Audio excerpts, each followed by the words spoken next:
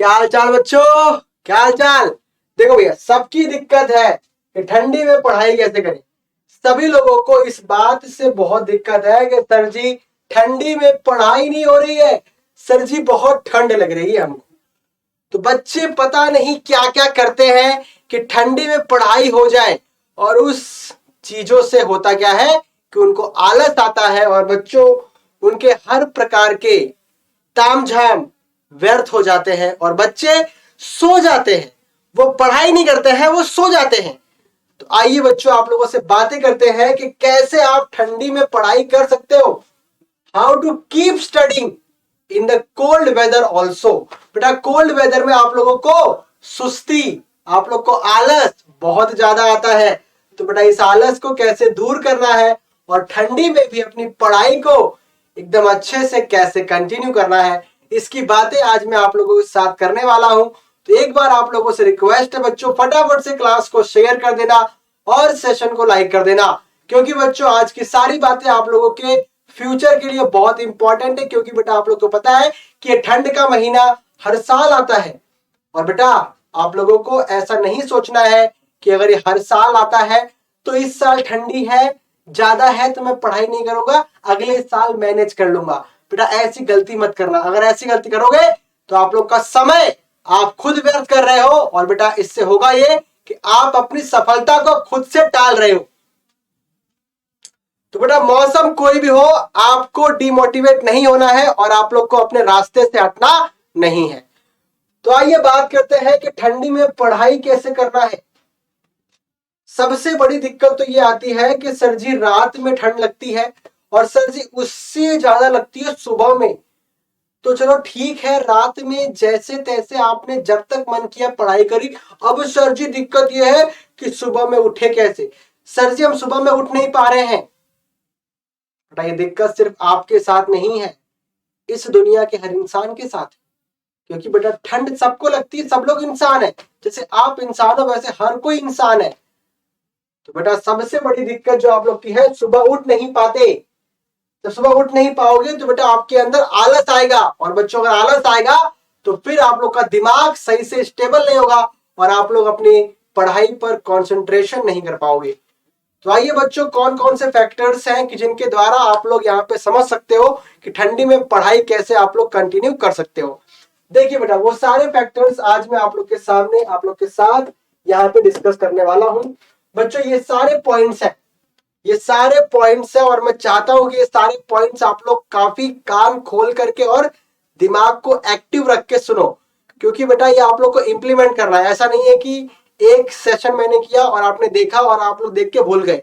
बच्चों ये सेशन की इंपॉर्टेंस को समझो, क्योंकि ये आप लोग की लाइफ में कहीं ना कहीं इंपैक्ट कर रहा है, और खासकर तो नॉर्थ एरिया में।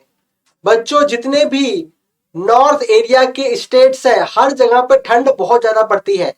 तो अगर बच्चों नॉर्थ में ठंड ज्यादा है तो वहां पे इस प्रकार के फैक्टर्स को आप लोग को इंप्लीमेंट करना पड़ेगा। आइए बच्चों बात करते हैं कि ये फैक्टर्स क्या क्या है। देखो सबसे बड़ी प्रॉब्लम जो है आप लोग की कि आप रात में सो तो जाते हो, आप लोग को सोने में मजा भी आता है, क्योंकि बच्चों ठंड है तो मस्त कंबल को ओढ़ के मस्त एकदम से पैक होकर के आप लोग सो जाते हो। बेटा सोने के बाद दिक्कत ये आती है कि इतने अच्छे से आप लोग पैक हो और बच्चों अंदर एकदम गरम गरम माहौल हो गया है, अब आप लोग का उठने का मन नहीं कर रहा, क्योंकि बच्चों बाहर के एटमॉस्फेयर में ठंड का कोहरा छाया हुआ है। तो बेटा देखो, इन सब चीजों के मोह माया से बाहर आओ। पहले तो बेटा आपको अपने गोल से स्टिक होना है। आपको जो लाइफ में अचीव करना है, जो सपना आपने देखा है कि आपको डॉक्टर बनना है या इंजीनियर बनना है, या बच्चों कुछ भी आप लोग को बनना है, जो भी आप लोगों ने गोल देख रखा है अपनी लाइफ में, बेटा उस गोल को पाने के लिए, उसमें सक्सीड होने के लिए आप लोग के दिमाग में हमेशा वो हावी होना चाहिए। अगर बच्चों वो हावी है तो देखिए कैसे कैसे स्टेप्स आप लोग को लेने हैं जिससे कि आप लोगों को ठंड में पढ़ाई करने में इजीनेस रहे। तो सबसे पहला काम, अगर बच्चों आप लोगों ने ठीक है बहुत प्रयास किया कि सर जी सुबह उठ जाए पर उठ नहीं पा रहे हैं, तो बेटा अगर नहीं उठ पा रहे हो तो अपनी बॉडी को तकलीफ मत दो। क्योंकि बच्चों अगर आप बॉडी को तकलीफ दोगे तो हो सकता है कहीं ना कहीं उसका साइड इफेक्ट आप लोग को देखने को मिले। क्योंकि अगर आप मजबूरन उठ रहे हो, अगर जो लोग ऐसे हैं, देखो बेटा ऐसा भी होता है कि 100% में से कम 10 से 20% या अगर मैं कहूँ बच्चों 30% ऐसे लोग होते हैं कि जिनसे सुबह उठा नहीं जाता है। मतलब वो कुछ भी कर ले वो सुबह उठ नहीं सकते हैं। तो बेटा ऐसे लोग प्लीज सुबह उठने की गलती ना करें कि सर जी मतलब कि मैंने आज ना एक देखा है सेशन यूट्यूब पे, वहां पे सर ने कहा है कि सुबह उठना है मतलब सुबह उठना है। बेटा अपनी बॉडी को तकलीफ दोगे तो आपकी बॉडी जिस एटमॉस्फेयर में अभी तक जी रही थी आप उसमें उसे अगर तकलीफ दोगे तो आपके साइड इफेक्ट होंगे, आप लोग की पढ़ाई और डिस्ट्रॉय होगी। तो यार सबसे इंपॉर्टेंट चीज तो होती है कि कैसे आप लोग की मेंटल पीस के अकॉर्डिंग आप लोग पढ़ाई कर रहे हो। तो बेटा ये मेंटल पीस बहुत रिक्वायर्ड होती है। तो ये सारे फैक्टर्स तो उनके लिए हैं कि जिन लोगों को सुबह उठने की हैबिट्स है या उनको अच्छा लगता है कि वो सुबह उठ जाए और सुबह उठकर पढ़ाई करें, पर उठ नहीं पा रहे हैं। तो उठ नहीं पा रहे हो तो आइए बच्चों बात करते हैं क्या क्या फैक्टर्स है। और जो लोग ऐसे हैं कि जिनको सुबह नहीं उठना है, तो बेटा ऐसे लोगों से एक रिक्वेस्ट है, प्लीज देर रात तक आप लोग पढ़ाई कर लो। बेटा देर रात तक पढ़ाई करके अपने सारे गोल्स, सारे टारगेट्स जो आप लोगों ने एक दिन के लिए सेट किए हुए थे वो सारे टारगेट्स को आप अचीव कर लो। और अगर आपने उसे अचीव कर लिया तो फिर आप लोग आराम से सो, और बेटा सोने के बाद आप लोग को अगर हैबिट है कि आप देर से उठते हो तो बेटा आप देर से उठो। क्योंकि ऐसा नहीं है बच्चों कि जो इंसान देर से उठता है वो खराब होता है। ऐसे मिथ बहुत गलत है। बेटा मैं मानता हूं कि सुबह उठना अच्छी हैबिट है, बट इसका मतलब ये नहीं है कि जो बच्चों सुबह में देर से उठता है वो इंसान खराब है या फिर वो गलत है। बेटा हो सकता है कि उसने रात में एफर्ट किया है। बेटा देखो मतलब मेन चीज तो ये होती है कि आपके सोने की साइकिल जो होती है बेटा कम से कम 8 घंटे की हो तो कोई दिक्कत की बात नहीं है। मतलब बच्चों अगर आपने 24 घंटे में से 8 घंटे की नींद ली है मतलब कि अच्छे वे में। देखो मेरे कहने का मतलब यह है कि बहुत से लोग क्या करते हैं कि रात को 10 बजे सो जाते हैं और बच्चों 10 बजे सोने के बाद वो उठते सुबह 6 बजे। मतलब कि उन्होंने रात को 10 से लेकर सुबह 6 बजे तक में अच्छे से नींद ले ली है। पर बहुत से लोग वहीं पे होते हैं जो कि सोते रात को 2 बजे और रात को 2 बजे सोने के बाद वो उठते हैं सुबह 10 बजे। अब बहुत से लोग बोलेंगे सुबह 10 बजे उठता है ये तो निकम्मा है, ये तो किसी काम का नहीं है, ये जिंदगी में क्या करेगा। बेटा वो 10 बजे उठ तो रहा है पर उसने रात में 2 बजे तक मेहनत भी तो की है। तो बेटा अगर उसने मेहनत की है तो देखो यहाँ पे मेन चीज बेटा जो मेन होता है फैक्टर वो ये होता है कि आपका आउटकम क्या निकल रहा है। अगर आपके एफर्ट से आपका आउटकम निकला है तो बेटा ये बात बिल्कुल भी मैटर नहीं करती है कि आप लोग कितने बजे उठते हो और आप लोग कितने बजे सोते हो। मैं तो बच्चों देखो मैं उम्मीद करता हूँ कि सभी लोगों को मेरी बात यहाँ पे समझ में आ रही होगी कि मैं आप लोगों से क्या कह रहा हूं। अब देखो आगे। तो बेटा जो लोग सुबह नहीं उठ पाते हैं तो पहला जो पॉइंट उनके लिए है कि देर रात तक पढ़ाई कर लो और अपने सारे टारगेट्स को अचीव कर लो। आप लोग को सुबह उठने का तामझाम पालना ही नहीं है। पर जो लोग ऐसे हैं कि जिन लोग को सुबह उठना है और बच्चों सुबह उठ करके उनको पढ़ाई करना अच्छा लगता है, तो अब बाकी के पॉइंट्स उनके लिए देखिए बच्चों। तो क्या क्या चीजें हैं जो कि आप लोगों को सुबह उठने में हेल्प कर सकती हैं। तो भैया सबसे पहला काम तो अगर सुबह नहीं उठ पा रहे हो तो बेटा होता क्या है ना कि आप लोगों को ऐसा होता है अंदर से यार सुबह उठना है उठना है उठना है, ठीक है सुबह उठ के पढ़ाई करनी है, ठीक है, पर आपने कोई टारगेट को फिक्स नहीं किया है। बच्चों आप जब तक कोई टारगेट को फिक्स नहीं करते हो, जब तक आप लोग के गले तक कोई काम नहीं आता है, आप लोग काम नहीं करते हो, तो बेटा अगर सुबह उठने में थोड़ी बहुत भी दिक्कत आ रही है तो एक काम कर लो कि अगले दिन के लिए सुबह से आप लोग एक टारगेट को फिक्स कर लो कि मुझे अगले दिन में सुबह उठ के इस टारगेट को कंप्लीट करना है या फिर इस टॉपिक को मुझे पहले पढ़ना है। तो बेटा अगर आपने कोई टारगेट फिक्स किया है तो हो सकता है कि आप लोग को सुबह उठने में आसानी हो। तो बेटा पहला पॉइंट ये उनके लिए है जो लोग सुबह उठना चाहते हैं। ओके बेटा चलिए अब देखो दूसरा पॉइंट, या आप लोग कहो कि बच्चों ओवरऑल अगर मैं बात करें तो बेटा ओवरऑल यहाँ पे तीसरे पॉइंट की बात करते हैं। देखो वो पॉइंट क्या है, सुबह नहाकर पढ़ने बैठो भले ही गर्म पानी से नहाओ। देखो बेटा पहला काम जो लोग को सुबह उठना है उन लोग को ये करना है कि भैया पहले तो सुबह के लिए आप कोई टारगेट फिक्स कर दो। आपने टारगेट को फिक्स किया, अब बच्चों आप मतलब कि जब सुबह उठते हो तो सुबह उठने के बाद सबसे पहला काम तो आप ये कर लो बेटा कि आप लोग एकदम से फ्रेश हो जाओ। ऐसा नहीं कि सुबह उठे हो नींद में हो, अरे मेरी किताब कहाँ है लाओ, तो ये अल्फा बीटा गामा एक्सरे ये बीटा गामा पता नहीं क्या है, आप लोग खुद ही पढ़े जा रहे हो। मतलब बेटा आप लोग अपने अंदर से अपने आलस को बिना भगाए अपनी बुक लेके बैठ गए।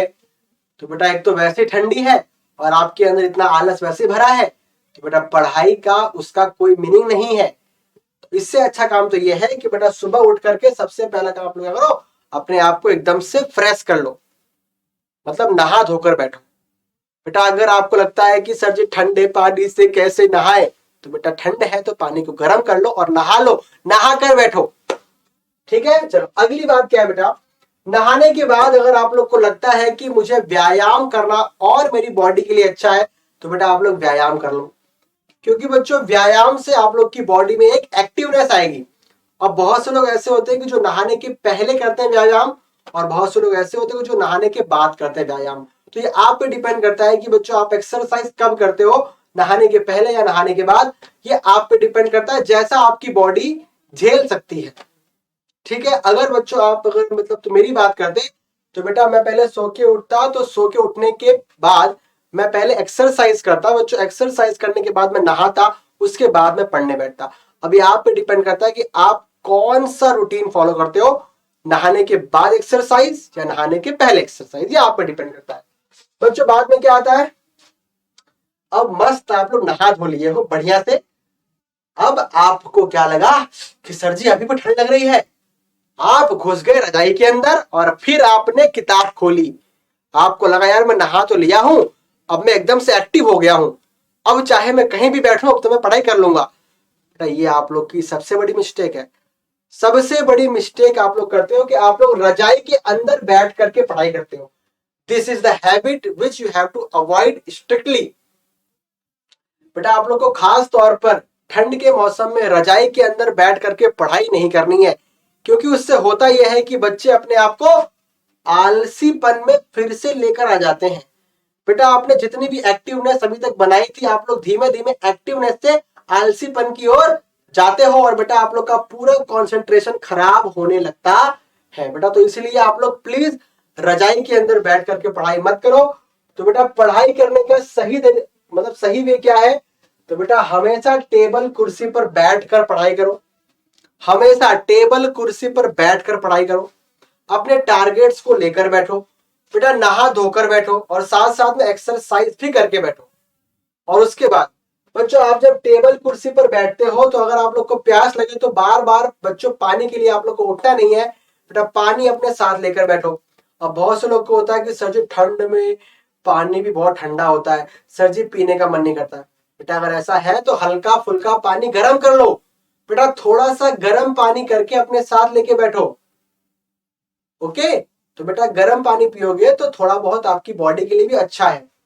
अगली बात बच्चों क्या है, देखो होता है कि मतलब क्या है कि आप लोग बेटा सिर्फ किताब लेके बैठ जाते हो, आपके सामने किताब खुली है, आप लोग पढ़ रहे हो जाबा जाबा जाबा जाबा जाबा जाबा।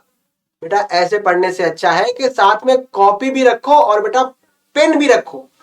देखो आप लोग की बुक तो सामने है ही, बेटा साथ साथ में नोटबुक और पेन भी अपने हाथ में लेकर रखो। बेटा अपने हाथ को आप लोग खाली मत रखो, अगर बेटा आपका हाथ खाली रहा तो फिर आपके दिमाग पे वो चीज आएगी और आपका मन करेगा कि यार मैं अंदर से खाली हूं। बेटा वो खालीपन आप लोग को कहीं ना कहीं आलसीपन की ओर लेके जाएगी। तो बेटा अपने हाथ को आप लोग खाली ना रखें। तो मेरे कहने का मतलब ये है कि आप लोग ऐसा मत करना कि सर जी ने कहा था कि हाथ को खाली नहीं रखना है, तो एक काम करते कि मोबाइल ले लेते हैं। तब मोबाइल नहीं लेना है, नोटबुक और पेन को लेकर के साथ में आप लोग को अपने बुक के द्वारा पढ़ाई करनी है। ओके बेटा चलिए, तो ये सारे कुछ बहुत ही अच्छे अच्छे पॉइंट्स थे। मैं उम्मीद करता हूँ कि सभी लोगों को हर एक पॉइंट समझ में आए होंगे और सभी ने एंजॉय किया होगा। पर ये सारे पॉइंट्स तो ठीक है भैया, ठीक है बेटा। अगला पॉइंट एक ऐसा पॉइंट है जो कि आप लोग को अंदर से झकझोर देगा। देखिए बच्चों को पॉइंट क्या है, बिगेस्ट मोटिवेशन आपके मम्मी और पापा। आप मुझे बताओ, आप लोग अपनी पढ़ाई का मोटिवेशन ढूंढते रहते हो कि सर जी ठंड है, बहुत गर्मी है, बारिश है, सर जी कैसे पढ़ाई करें, मोबाइल में चार्जिंग नहीं है, सर जी लैपटॉप नहीं है, ये नहीं है, वो नहीं है। आपके पापा और मम्मी क्या आपसे कभी एक्सक्यूज करते हैं कि आज मैं काम पे नहीं जाऊंगा? या आपकी मम्मी ने कभी आपसे कहा है कि आज मैं सुबह उठ के घर के लिए खाना नहीं बनाऊंगी? ऐसा कभी किसी ने कहा है आपसे? बेटा कभी नहीं कहा होगा, क्योंकि उनको पता है कि उनका गोल क्या है, उनका टारगेट क्या है, उनका सपना क्या है, वो क्या चाहते हैं। वो चाहते हैं कि उनका बेटा या बेटी पढ़ लिख कर एक अच्छा इंसान बने और उनका नाम पूरे समाज में और पूरी दुनिया में रोशन करे। तो बेटा वो उस उम्मीद से आप लोग के लिए हर एफर्ट करते हैं, चाहे वो रात में करें, चाहे बच्चों दिन में करें, या बच्चों रात दिन जाग कर करें, पर वो आप लोग के लिए हर एफर्ट करते हैं। तो बेटा फिर आप लोगों को जब इतना बड़ा ड्रीम है कि आप लोग को डॉक्टर बनना है या फिर एक आईएएस ऑफिसर बनना है, या बच्चों कोई भी आप लोग का ड्रीम है जो आप लोग को पाना है, तो बेटा उसके लिए इतनी कामचोरी क्यों, इतने आप लोग मोटिवेशन क्यों ढूंढते हो कि हमें कोई यूट्यूब पर मिल जाए और वो आकर के हमें कोई मोटिवेशन दे दे। बेटा ये मोटिवेशन की नीड आप लोग को क्यों होती है? बच्चों मेरी बात सुन लो, अपनी जिंदगी में एक ऐसा मोटिवेशन ला लो कि आप लोगों को आलतू फालतू के मोटिवेशन की नीड ना पड़े। और अगर आपके अंदर मोटिवेशन तो है, बस थोड़ी बहुत गलतियां आप कर रहे हो, तो बेटा उस गलतियों को आप लोग ऐसे सुधार सकते हो इन पॉइंट्स को दिमाग में रख करके। तो मैं उम्मीद करता हूं बेटा कि सारे पॉइंट्स आप लोग को समझ में आ चुके होंगे। और अब बच्चों सभी लोग ठंड में भी अच्छे से पढ़ाई करोगे और अपने अपने गोल को अचीव करोगे, और बेटा जो भी आप लोग का सपना है वो जल्द से जल्द बनोगे और अपने माँ बाप का नाम बहुत रोशन करोगे। तो बेटा इसी प्रकार के वीडियोस के लिए आप लोग यहाँ पे बच्चों बने रहिएगा। आप लोग के अपने चैनल एग्जामपुर नहीं, नीट जेईई एग्जामपुर। ओके बेटा, चलिए, थैंक यू सो मच। जय हिंद, जय भारत।